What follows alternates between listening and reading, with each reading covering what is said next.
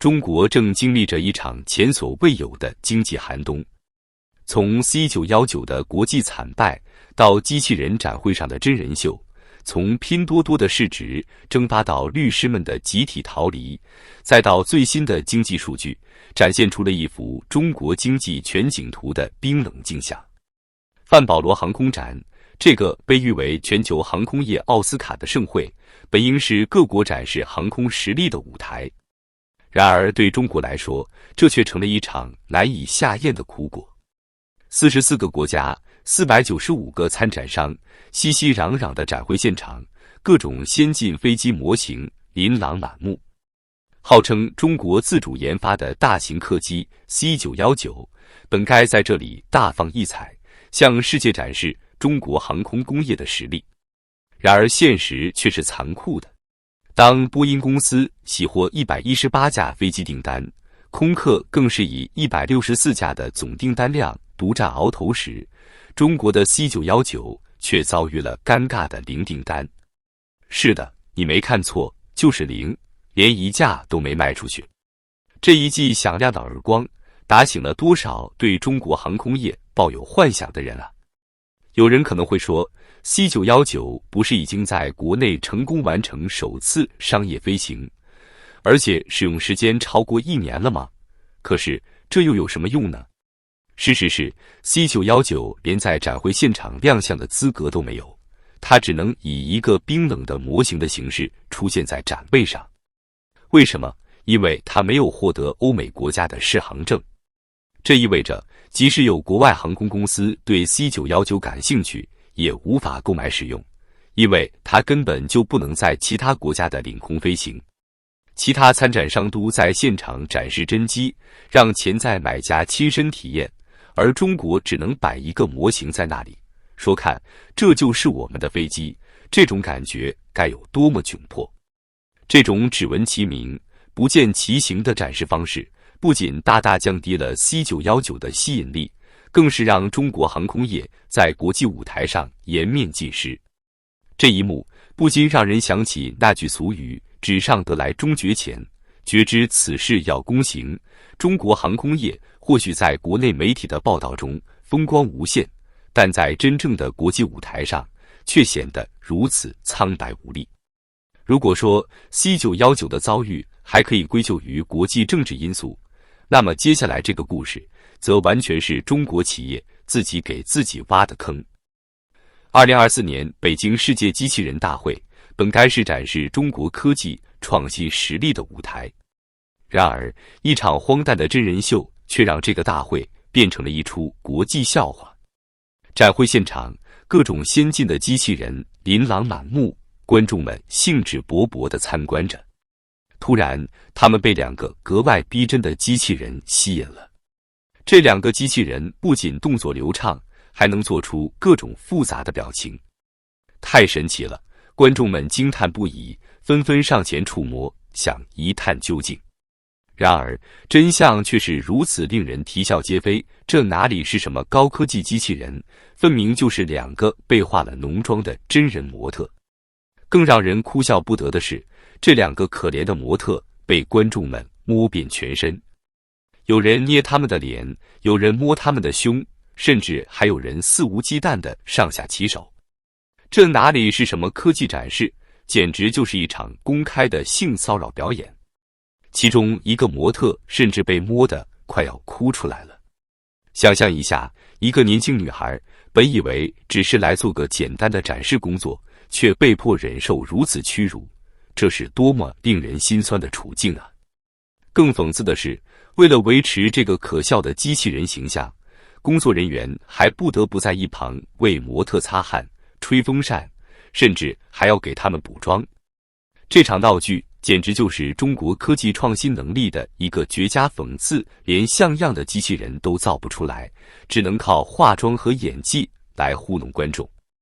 有细心的观众发现，真正的机器人都被固定在后排，只会做些简单的摇摆和伸展动作。而这2个所谓的仿真机器人却能做出各种复杂姿势，甚至还会走下舞台去休息区喝水吃盒饭。这种拙劣的表演不仅没有展示出任何科技实力，反而暴露了中国某些企业为了哗众取宠、不惜弄虚作假的卑劣行径。当这些视频在网上疯传时，网友们的反应更是一针见血。有人感叹模特好可怜，有人直言看破不说破，摸的人未必不知道是真人。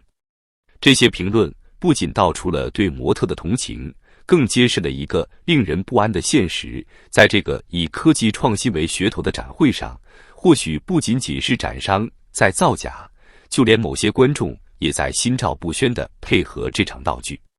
这一幕幕荒诞场景不禁让人想起那句古语：弄假成真。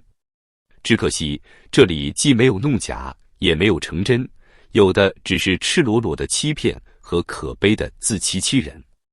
在这个号称要在2025年实现制造业强国的国家里，连一个像样的仿真机器人都造不出来，却要靠如此拙劣的手段来维持科技强国的虚假形象，这确实挺好笑的。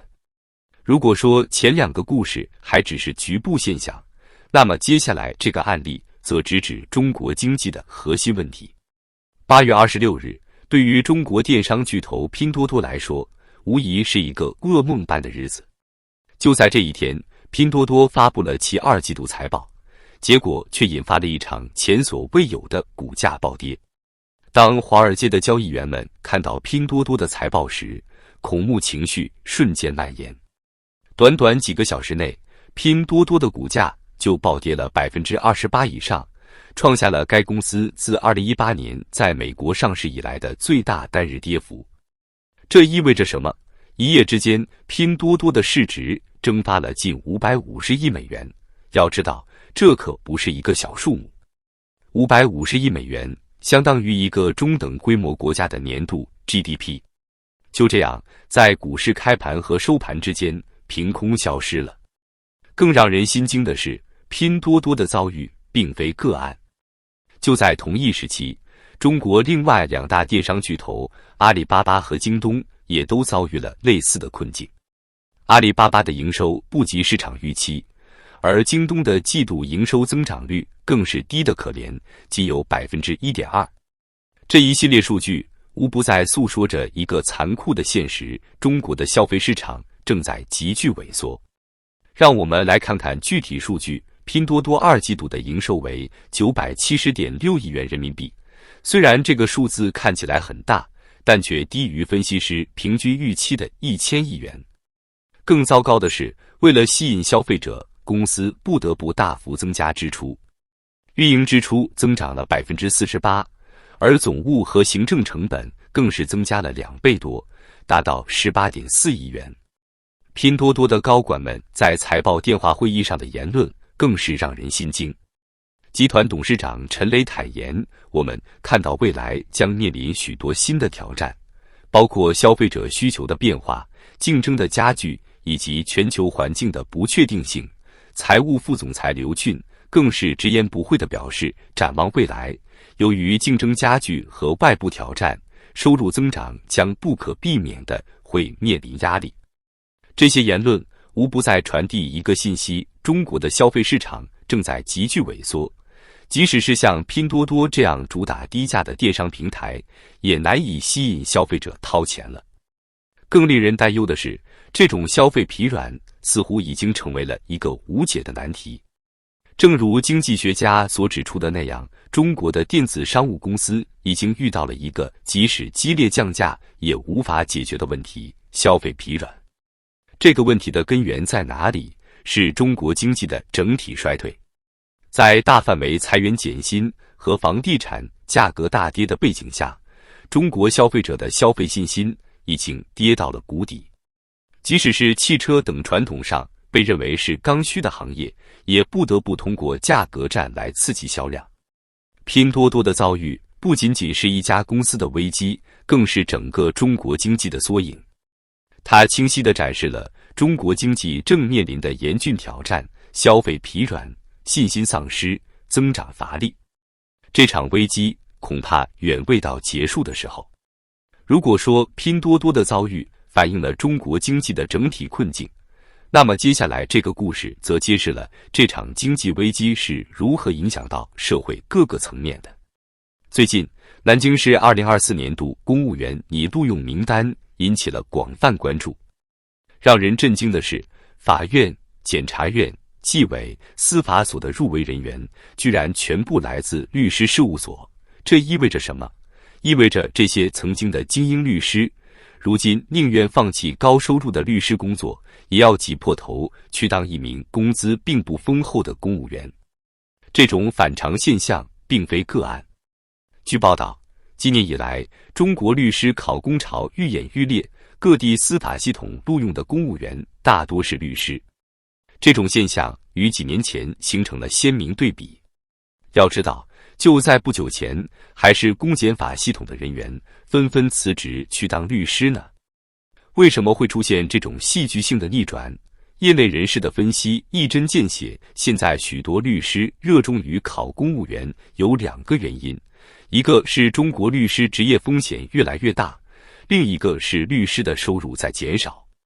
这种现象折射出的是整个中国社会的困境。当连律师这样的高端人才都在为基本生存而挣扎时，普通民众的处境可想而知。更令人担忧的是，这种逃离趋势似乎还在加剧。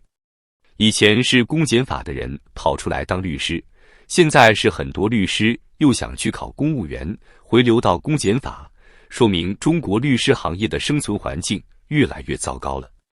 这种律师逃亡现象不仅仅是一个行业的衰落，更是整个社会法治环境恶化的缩影。当越来越多的优秀律师选择放弃专业，转而投身体制内，谁还能为普通民众的权益发声呢？如果说前面的故事还只是局部现象，那么最新公布的财政数据则直接揭示了中国经济的整体困境。7月份的财政数据无疑给了所有对中国经济抱有幻想的人一记响亮的耳光。正如一位经济学家所言，这就是中国经济真正的走势，一团稀烂。让我们来看看具体数据，税收累计下降 5.4%。这个数字意味着什么？意味着整个国家的经济活动都在萎缩。企业赚不到钱，自然就交不了税，老百姓收入下降，消费自然也就减少了。更令人担忧的是，这种下滑趋势似乎还在加剧。4大主要税种中，增值税、企业所得税和个人所得税都在显著下降。这意味着从生产到消费，从企业到个人，整个经济链条都在萎缩。唯一上升的是消费税，但这恰恰反映了地方政府的绝望。正如经济学家所说，这是地方政府正在涸泽而渔。3中全会落实下来的唯一一项改革措施，多征消费税。地方政府为了填补财政窟窿，不得不对老百姓的日常消费疯狂征税。这种做法无异于饮鸩止渴，只会进一步抑制消费，最终导致经济更加恶化。更可怕的是，政府似乎已经走投无路，开始采取一些极端措施。非税收入暴增 12%， 这背后是什么？是政府加收路桥费、水电气费和公共交通费，以及疯狂罚款的结果。这种疯狂收费一定会向下游传导，并导致酷烈的通胀。面对如此严峻的经济形势，中共财政部的反应却令人啼笑皆非。中国政府似乎还在试图掩耳盗铃，用各种手段来粉饰太平。然而，正如那句古语所言，纸包不住火，无论如何掩饰，经济衰退的事实终将大白于天下。这种自欺欺人的态度不仅无助于解决问题，反而可能会让情况变得更糟。当政府连承认问题的勇气都没有时，又怎么可能采取有效措施来扭转局面呢？